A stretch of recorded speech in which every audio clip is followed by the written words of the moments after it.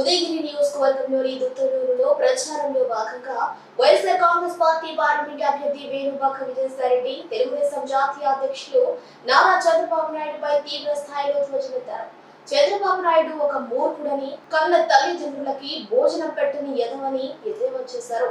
రాష్ట్రాన్ని అధోగతి పాలు చేసిన వ్యక్తి చంద్రబాబు నాయుడు అన్నారు. జగన్మోహన్ రెడ్డి అభివృద్ధి చేస్తుంటే దాన్ని ఓర్వలేక చంద్రబాబు నాయుడు రాద్ధాంతా చేస్తున్నారని అన్నారు.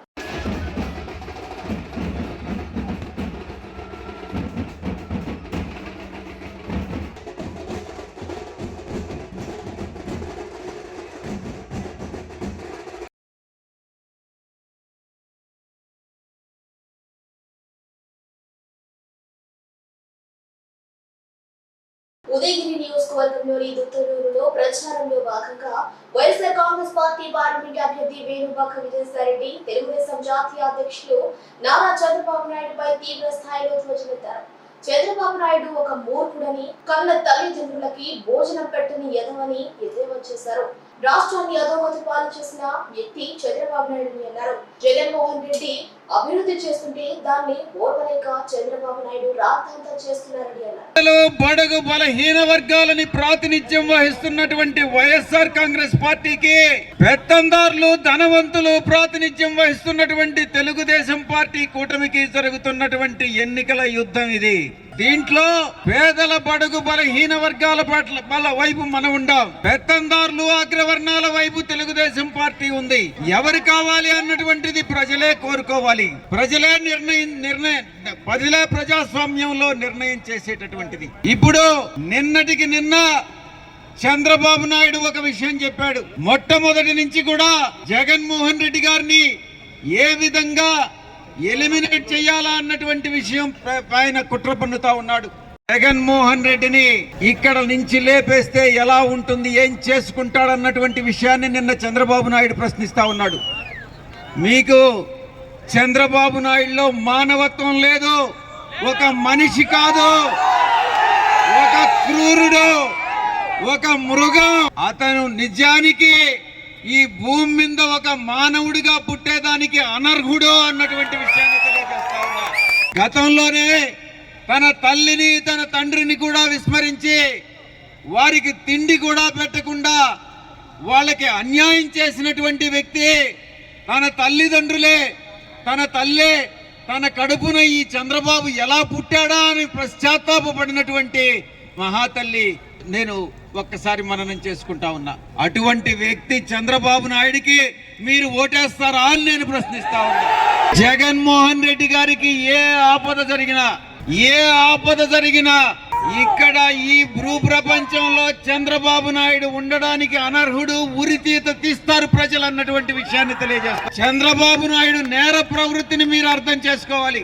గతంలో కాపుల ఆరాధ్య దైవమైనటువంటి వంగవీటి రంగాన్ని హత్య చేయించినటువంటి వ్యక్తి చంద్రబాబు. గతంలో రాఘవేంద్రరావు గారు అనే ఐఏఎస్ ఆఫీసర్ని హత్య చేయించినటువంటి వ్యక్తి చంద్రబాబు. గతంలో చెరుకూరి నారాయణ రెడ్డిని హత్య చేయించినటువంటి వ్యక్తి చంద్రబాబు నాయుడు. కారంచేడులో దళితుల్ని ఊతకోత కోయించినటువంటి వ్యక్తి చంద్రబాబు నాయుడు. గగనపర్రిలో దళితుల్ని ఊతకోత కోయించినటువంటి వ్యక్తి చంద్రబాబు నాయుడు. మీరు ఒక్కసారి చంద్రబాబు నాయుడు నేర ప్రవృత్తిని అర్థం చేసుకోవాలి.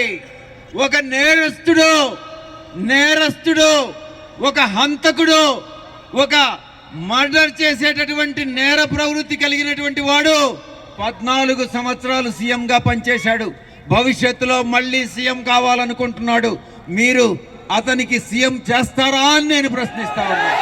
ఇక వైఎస్ఆర్ కాంగ్రెస్ పార్టీ, మన ముఖ్యమంత్రి శ్రీ జగన్మోహన్ రెడ్డి గారు 2019లో ఇచ్చినటువంటి హామీలన్నిటిలో 99% నెరవేర్చడం జరిగింది.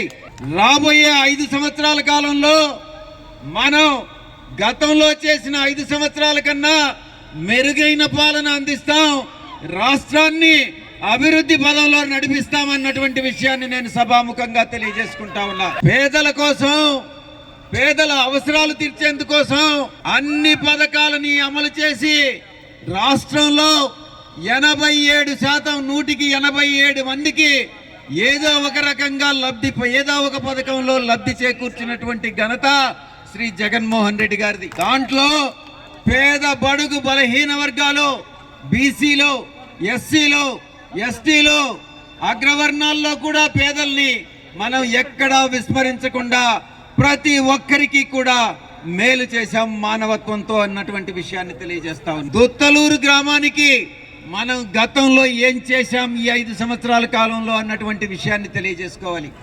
దుత్తలూరు మండలానికి గత 5 సంవత్సరాల్లో 138 కోట్ల రూపాయలు అభివృద్ధి సంక్షేమ వ్యయం కింద మనం ఈ దుత్తలూరు మండలానికి ఖర్చు పెట్టాం.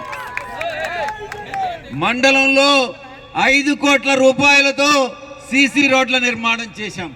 రాబోయే 5 సంవత్సరాల కాలంలో దేవుడి మీద నేను దేవదేవులైనటువంటి వెంకటేశ్వర స్వామి మీద ప్రమాణం చేసి చెప్తా ఉన్నా, నేను చెప్పేటటువంటి ఈ యొక్క మాటలన్నీ కూడా తూచా తప్పకుండా రాబోయే 5 సంవత్సరాల కాలంలో అమలు చేసి తీరుతామన్నటువంటి విషయాన్ని నేను మీకు తెలియజేస్తాను.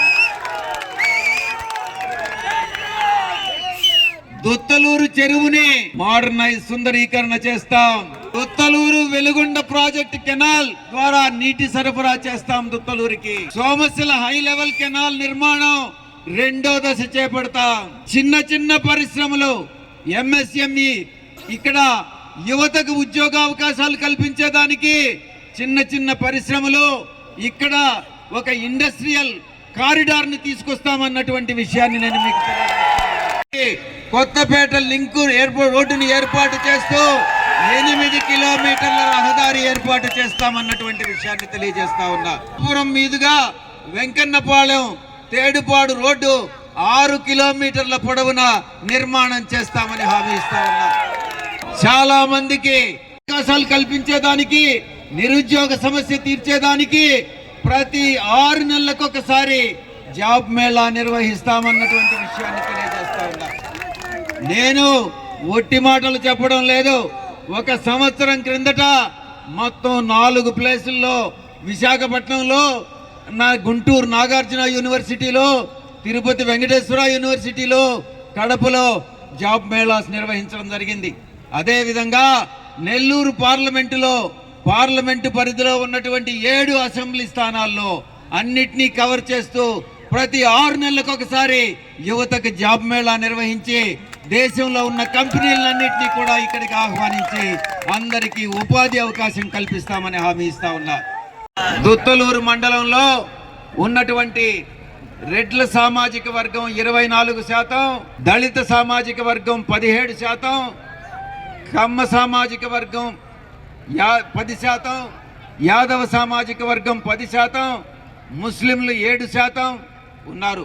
భిన్న సంస్కృతులు ఏ రోజు కూడా ఏ మతాలకి వ్యతిరేకంగా, ఏ మతాలకి, ఏ కులాలకి వ్యతిరేకంగా మేము పని చేయలేదు, భవిష్యత్తులో చేయబోము అన్నటువంటి విషయాన్ని కూడా తెలియజేస్తా ఉన్నా. మా యొక్క పార్టీ విధానాలు చాలా స్పష్టంగా ఉన్నాయి. అది త్రిపుల్ తలాక్ అయితేనేమి, ఇక సిఏఏ బిల్ అయితేనేమి, ఇక రాబోయే కాలంలో యూనిఫామ్ సివిల్ కోడ్ యూసీసీ అయితేనేమి, మా యొక్క విధానం ఒక్కటే. మీరు ఏదైనా భిన్న సంస్కృతులు, మీరు ముస్లిం సోదరులు ఎవ్వరూ కూడా భయపడాల్సినటువంటి అవసరం లేదు. YSR Congress party secular party, ప్రతి మతాన్ని గౌరవిస్తుంది, ప్రతి కులాన్ని గౌరవిస్తుంది, ప్రతి ఒక్కరికి సమన్యాయం చేస్తుంది అన్నటువంటి విషయాన్ని మీ అందరికీ తెలియజేసుకుంటూ, రాబోయేటటువంటి ఎన్నికల్లో, జరగబోయే ఎన్నికల్లో పెత్తందారులకి, కులతత్వం కలిగినటువంటి వాళ్ళకి బుద్ధి చెప్పండి. రాబోయే ఎన్నికల్లో మీతో ఉండేటటువంటి మీ సమస్యలను ఆకలింపు చేసుకొని మీ యొక్క సమస్యలను పరిష్కరించేటటువంటి వైఎస్ఆర్ కాంగ్రెస్ పార్టీ లోక్సభ అభ్యర్థిగా నాకు, అన్న ఉదయగిరి శాసనసభ్యుడిగా అన్న రాజగోపాల్ రెడ్డి అన్నకి మీరు ఓటు వేసి మమ్మల్ని గెలిపించాల్సిందిగా చేతులు జోడించి నమస్కరిస్తూ